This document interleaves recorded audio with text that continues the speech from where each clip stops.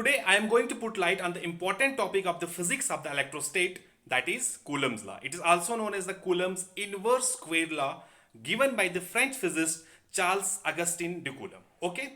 It is an experimental law of the physics of the electrostatics that quantifies the amount of the force between two stationary electrically charged particles.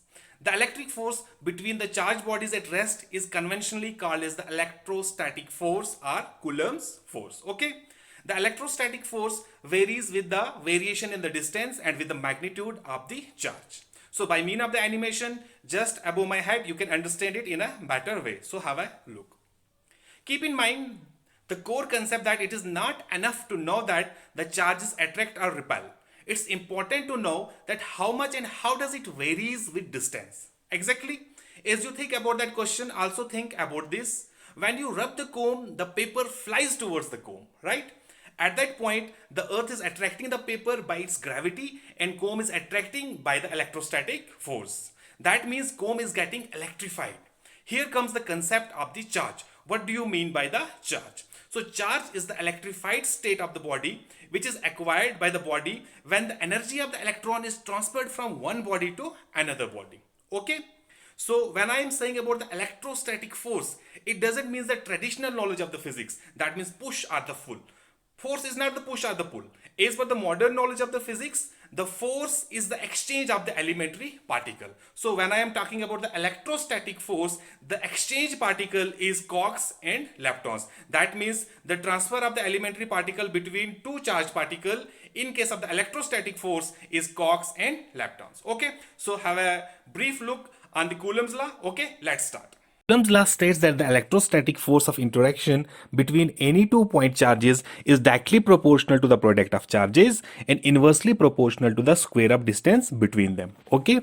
Now let us take two bodies having charges q1 and q2 are separated in a vacuum by a distance r. As you can see on your screens. Okay. q1 and q2 are separated by a distance r. Now the electrostatic force of interaction between these two-point charges F is proportional to q1 q2 is to r square. Rf is equivalent to K mod of Q1 Q2 is to R square, where this K proportionality constant is known as the electrostatic force constant or the Coulomb's constant. This K is known as the Coulomb's constant.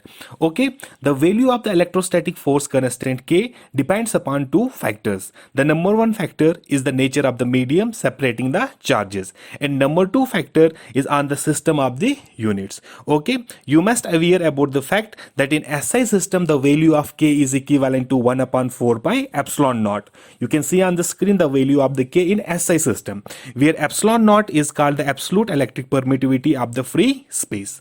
The mathematical value of the epsilon naught is on the screen is equivalent to 8.854 into 10 raised power minus 12 Coulomb square per Newton per meter square, and that of K is equivalent to 8.988 into 10 raised power 9 Newton meter square per Coulomb square. Now I am going to put light on two important topics. The first topic is the unit of the charge, that is Coulomb, and second is the vector form of the Coulomb's law. Let us discuss one by one.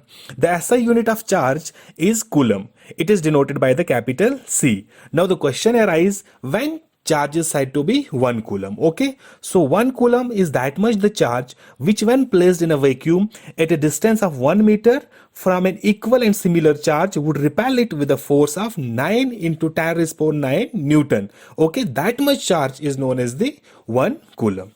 Now if we take charges in a medium other than free space, that is other than vacuum or air, then the value of K is equivalent to 1 upon 4 pi epsilon naught. As on the screen, the value of K is equivalent to 1 upon 4 pi epsilon naught, where epsilon naught is called absolute electric permittivity of the intervening medium. Okay, so in vacuum epsilon is equivalent to epsilon naught, and the ratio epsilon to epsilon naught is equivalent to epsilon r, as mentioned on the screen, which is known as the relative electric permittivity of the medium or the dielectric constant. So the final mathematical conclusion of the Coulomb's law is equivalent to 1 upon 4 pi epsilon naught Q1 Q2 is to R square.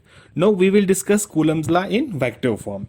So for the first case, if Q1 Q2 is greater than 0, that is if both the charges q1 q2 are positive or both are negative, as mentioned on the screen, the force is then repulsive in nature. Now if q1 q2 is less than 0, that means if q1 q2 is negative, that is, if one of the charge is positive and other is negative, then the bodies will attract each other. Okay, if F21 is a force exerted by charge Q1 to charge Q2 and R21 is a unit vector pointing from Q2 to Q1, then according to the Coulomb's law, F12 is equivalent to KQ1 Q2 upon R square R21 unit vector. Okay, similarly, if F12 is a force exerted by a charge Q2 to charge Q1 and R21 is a unit vector pointing from Q1 to Q2. Okay, is mentioned on the screen. F12 is equivalent to KQ1 Q2 upon R square R21 unit vector, and F12 is equivalent to KQ1 Q2 is to R square R12 unit vector.